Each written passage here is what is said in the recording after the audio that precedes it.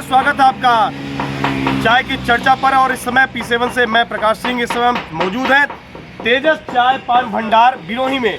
हमारे साथ यहाँ पर कुछ लोग मौजूद हैं, क्षेत्र के कुछ गणमान्य लोग मौजूद हैं, युवा साथी हमारे में मौजूद हैं यहाँ पर।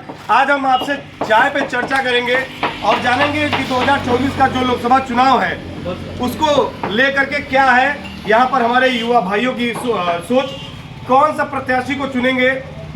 ऐसे में अभी तक हम आपको बता दें, अनुप्रिया पटेल का ये गढ़ बन चुका है मिर्जापुर, 2 बार लगातार सांसद रह चुकी हैं। वहीं बसपा से देखा जाए तो एक नाम सामने आ रहा है त्रिपाठी जी का, मनीष त्रिपाठी का, जिनको भी टिकट मिला हुआ है या फिर संभावित है कि उनको टिकट मिलेगा। कांग्रेस अभी कोई नाम नहीं खुला है, ना ही बस सपा से बिंद आ चुके हैं, राजेश एस बिंद आ चुके हैं। तो ऐसे में हम अपने युवा साथियों से जानना चाहेंगे क्या रहेगा सर आपका सीन, क्या नाम है आपका जी,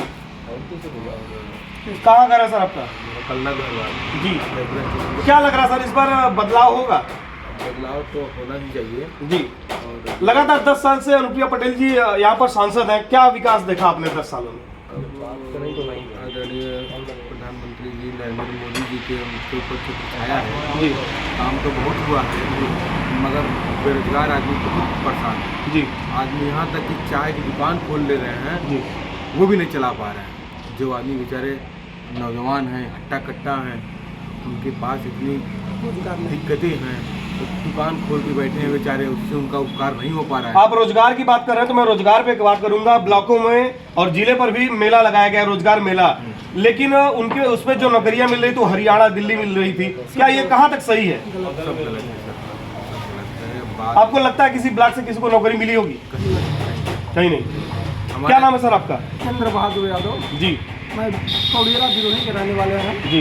बताइए सर, चुनाव 2024 का लोकसभा का अपनी चरम सीमा पे है जी। मिर्जापुर का चुनाव सबसे लास्ट में है 1 जून को, जी जी। अभी बहुत दूर है, फिर भी क्या कहना चाहेंगे चुनाव?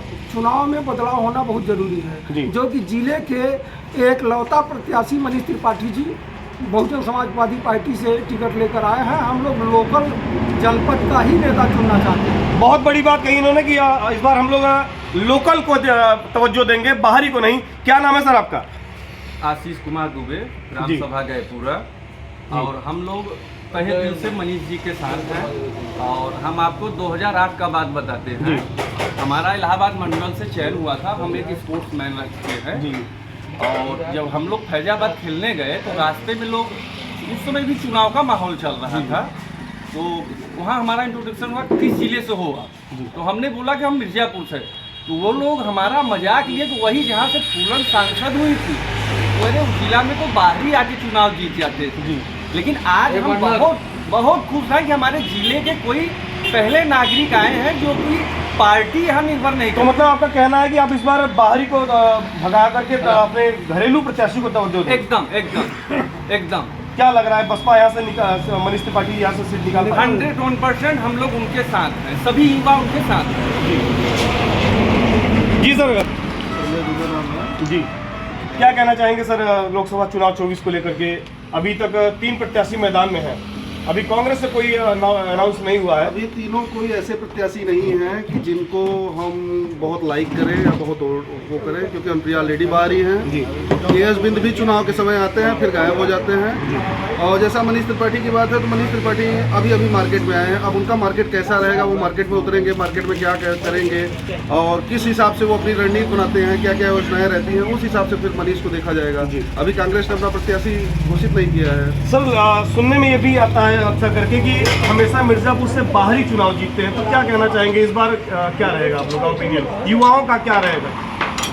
युवाओं का ओपिनियन का देखिए, सबसे बड़ी बात है ना कि बाहरी चुनाव जीतने का सबसे बड़ा रीज़न ये है कि यहाँ जो भी बाहरी आता है उसको सर पे बिठा लिया जाता है, चाहे जो भी हो, XYZ, चाहे वो किसी भी बिरादरी के हो, किसी भी धर्म के हो, किसी की जाति के हो, वो सब अपने सर पे बिठा लेते हैं। इसलिए बाहरी जीत के जाते हैं, बाहरी यहाँ आते हैं, एंजॉय करते हैं, फिर जब हार जाते हैं तो फिर वो अपने ज़िले में चले जाते हैं। ये मिर्ज़ापुर ज़िले का सबसे बड़ा दुर्भाग्य है। अभी तक सर जितने भी एग्ज़ाम हुए हैं लगभग सब लीक आउट हुए हैं, तो ऐसे में रोजगार को लेके काफ़ी समस्या पैदा हो गई है। देखिए, रोजगार को लेकर विशेष समस्याएं नहीं हैं। जो काम नहीं करना चाहते उनको हमेशा समस्या रहेगी, ये आप बात मान लीजिए। आप मार्केट में निकलिए, रोजगार है, हम कह रहे नहीं, सरकारी है, प्राइवेट है, आप कीजिए।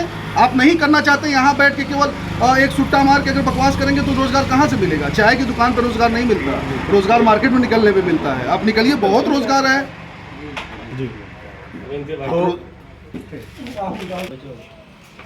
जी सर, क्या नाम है आपका? जी, हमारा नाम राहुल पांडे है जी। और मैं मिर्ज़ापुर का निवासी हूँ, गाँव का। आप चाय की दुकान पे बैठे हैं। नरेंद्र मोदी जो देश के प्रधानमंत्री, उन्होंने भी कभी चाय बेची थी। क्या मानते हैं आप, चाय बेचना एक रोजगार है क्या? आजकल देखिए भैया, हर चाय बेचने वाला जो है प्रधानमंत्री का पाप है कि हम भी प्रधानमंत्री हैं। रही बात तो आप अभी हमने देखा, आपने कई लोग आपका जवाब दिए।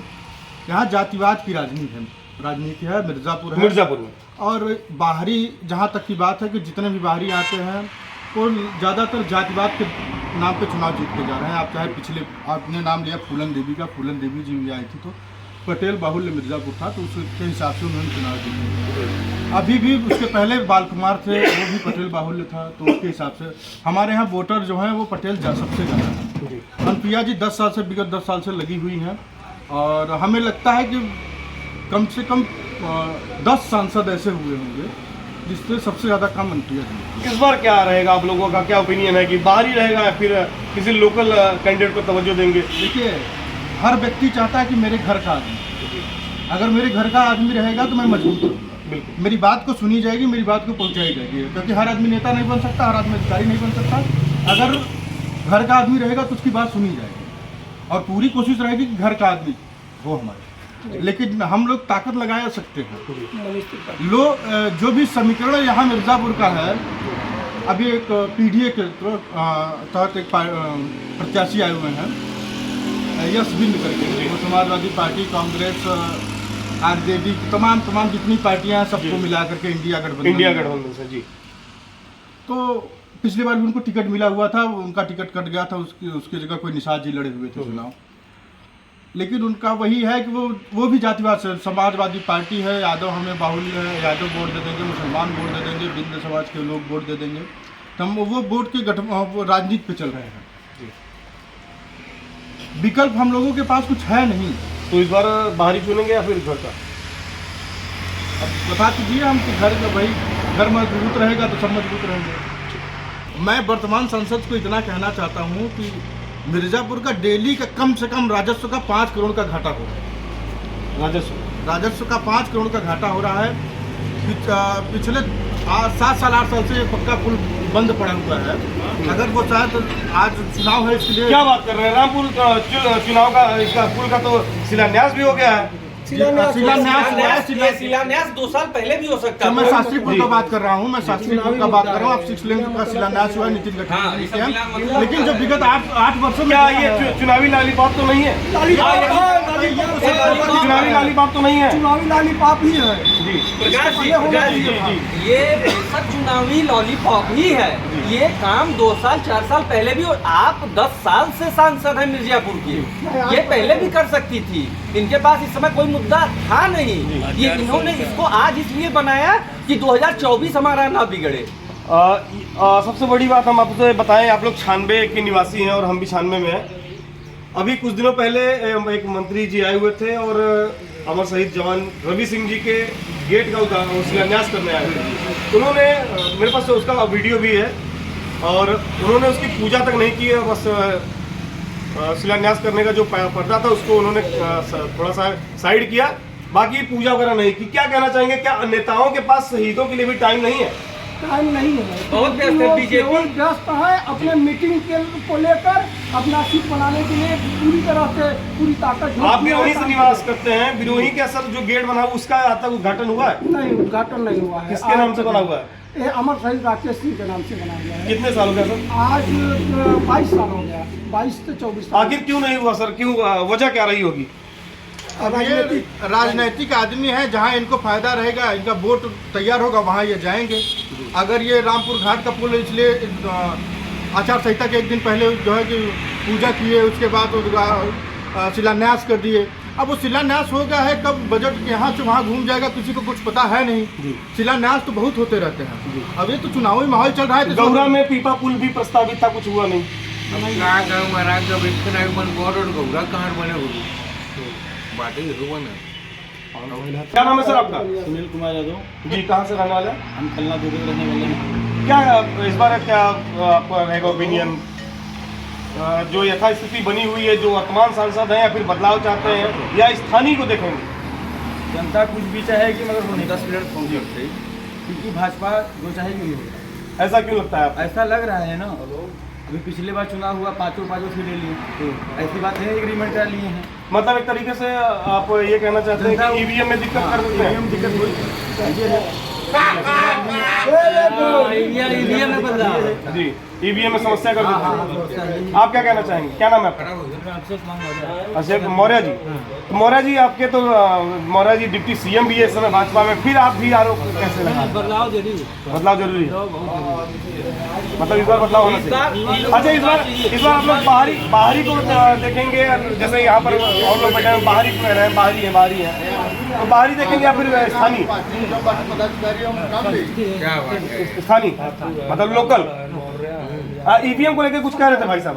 ईवीएम में घोटाला है, ये ईवीएम में घोटाला है, 1000% उसमें घोटाला है। मतलब लग रहा है कि ईवीएम में प्रॉब्लम कर देते हैं। ये इतने साल के 15 पंचवर्षीय हो गया, अभी तक एक वैकेंसी नहीं मिली है। वैकेंसी आती है, कितने लड़के फांसी लगा लिए। मान लीजिए हम नहीं है नौकरी करने लायक, बस जो कर रहा है उसको दीजिए ना, जी, उसको भी नहीं मिल रहा है। तो बड़ा सवाल यहाँ पर रोजगार को लेकर के है और ईवीएम को लेकर के है। लोग ये भी आरोप लगा रहे हैं कि जो भाजपा है, जो सत्तारूढ़ दल के लोग हैं, जो चाहेंगे वही होगा, जनता के हाथ में कुछ नहीं है। तो एक बार फिर से हम आपको तेजस चाय का सीन दिखाते हैं और तेजस चाय के बारे में आपको बताते हैं कि यहाँ पर चाय की चुस्की आप लोग जरूर लें, और जब आप आएंगे चुस्की लेने तो उस वक्त हम भी आपके पास पहुँचेंगे और चुनावी चर्चा करेंगे। तब तक के लिए बने रहिए पी7 भारत पर। जय हिंद, जय भारत।